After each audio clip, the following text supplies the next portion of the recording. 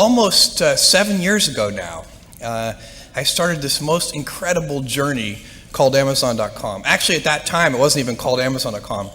It was called Cadabra Inc., as in abracadabra. That was the original name of the company. And I had phoned a lawyer on the way to Seattle from a cell phone. And he said, well, to incorporate the company? He said, what do you want the company to be called? And I said, Cadabra. And he said, Cadaver? And I knew that was a bad name. We changed it a few months later. Web usage, worldwide web usage, was growing at something like 2,300% a year. And that was sort of a wake-up call for me that there was something going on.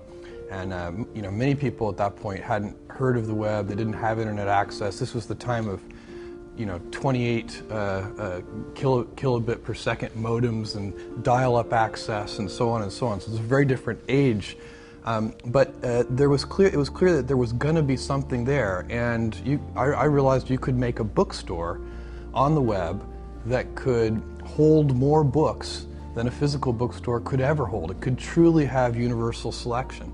And of course, since then we've expanded that into other categories, and we keep pursuing that notion of Earth's biggest selection at Amazon. Well, my background was in computers, but books were the first best product to sell online. As a happy coincidence, I've always been a big reader, but that wasn't the reason that we chose books. My real passion was computers, and that's how I was involved in this world of the web back in '94. But books was a great first best product to sell online because books were very unique, and still are in one respect, and that is that there are more items in the book category than there are items in any other category. There are millions of books active and in print around the world, and the largest superstores, the largest physical book superstores, only carry about 100 to 150,000 of those millions of different books. So on the web you could build something that solved a real problem, that people can't find some of these books that they want to find. They're very good books, but they may be very narrow, have a very narrow audience, and so we basically built Amazon to make it possible for people to find those hard to find books. It's like low prices. We know customers like big selection, and we know that customers like fast delivery. And those things are going to be true 10 years from now. They're going to be true 20 years from now. So we can count on those things and we can put energy into them. We know customers like their products fast, and so we work on things that we know customers like. What has worked at Amazon is focusing on the customer, putting the customer first, which is easy to say but difficult to do. If you really are customer-centric, it's like being the host of a party. You're holding the party for your guests.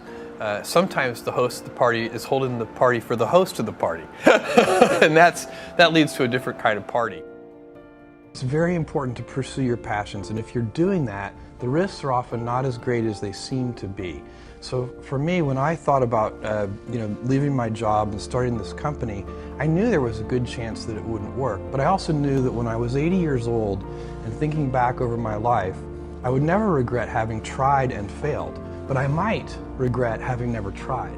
And when I thought about it that way, it didn't actually seem like that big of a risk. What we have always wanted to do is raise the standard for what it means to be customer-centric to such a degree that other organizations, whether they be other companies or whether they be hospitals or government agencies, whatever the organization is, they should look at Amazon as a role model and say, how can we be as customer-centric as Amazon? Even competitors, I imagine, right? Hopefully competitors as well. But if we could make, if that could be our legacy, that we kind of raised the general idea of what it means to be customer-centric, that would be a huge accomplishment. It would be accomplishing a mission that's much bigger than ourselves. A very rare idea that can be done by a single individual. Almost everything that is going to change the world, solve a problem, improve something, these are usually big efforts, and they require a team working together to really get something important done.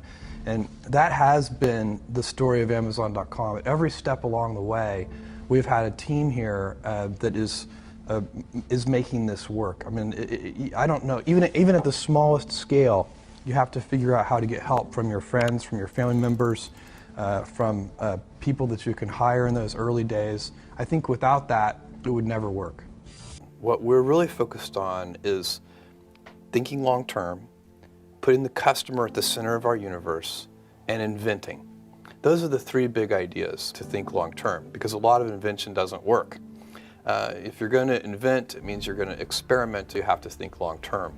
So these three ideas, customer centricity, long-term thinking, and a passion for invention, those go together. That's how we do it. And by the way, we have a lot of fun doing it that way. You have been known to be somebody who is going to plant seeds and just wait. How do you deal with the pressure of, say, Wall Street, or you have a dot-com crash? I've never seen you panic. You stay the course and you sort of stick to your script. How do you do that? And how do you advise us to sort of internalize that as well as a strategy? Well, I think that if you're straightforward and clear about the way that you're going to operate, then you can operate in whatever way you choose. And we don't even take a position on whether our way is the right way. We just claim it's our way. But Warren Buffett has a great saying along these lines. He says, you can hold a ballet and that can be successful.